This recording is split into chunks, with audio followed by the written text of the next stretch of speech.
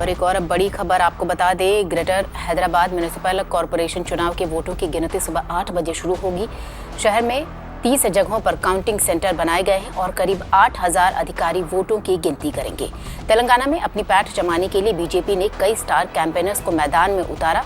वहीं टीआरएस को अपने पुराने गढ़ में जीत की पूरी उम्मीद है। वहीं एआईएमआईएम 2016 के अपने प्रदर्शन में सुधार की कोशिश करेगी।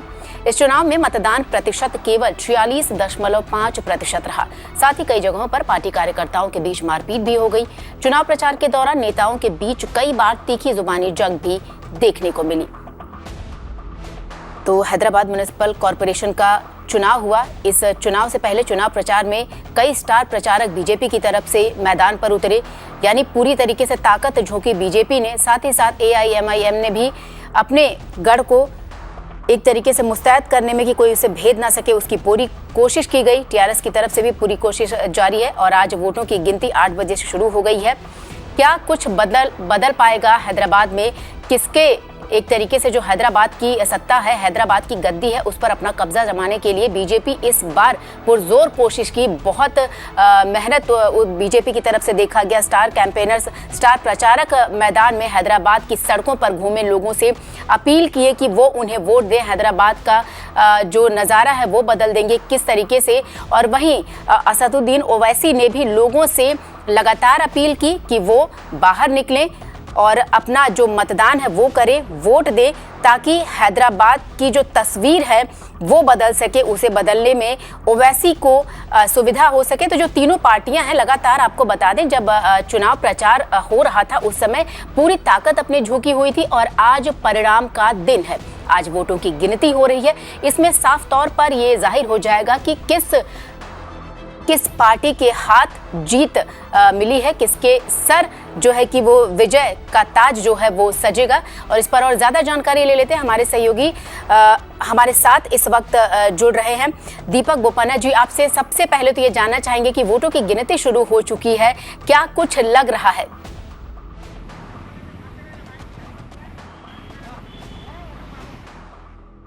Well, it's going to be a very interesting election.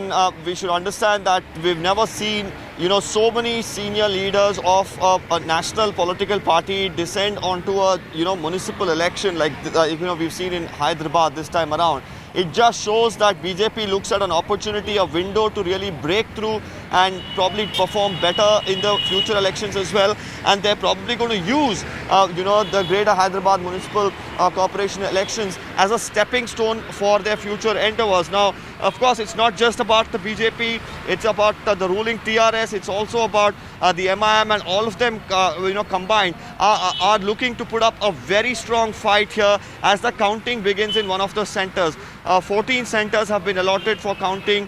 We should understand that thousands of election commission officials have been working tirelessly to ensure that these ballot boxes, which range at about over 18,000, have to be counted to actually put out the accurate numbers at the end of this day. We're expecting the counting to go on for several hours because these are not the EVMs, again, mind you, these are the ballot boxes that are going to be counted. So it's going to be very crucial. And of course, we should understand the entire narrative that has been built around these elections as well is quite different from what it was in the past. The recent floods in Hyderabad, of course, is going to be a big talking point among the voters. The compensation that was given to the victims there is going to be an issue. The civic development in the region is also going to be spoken about widely.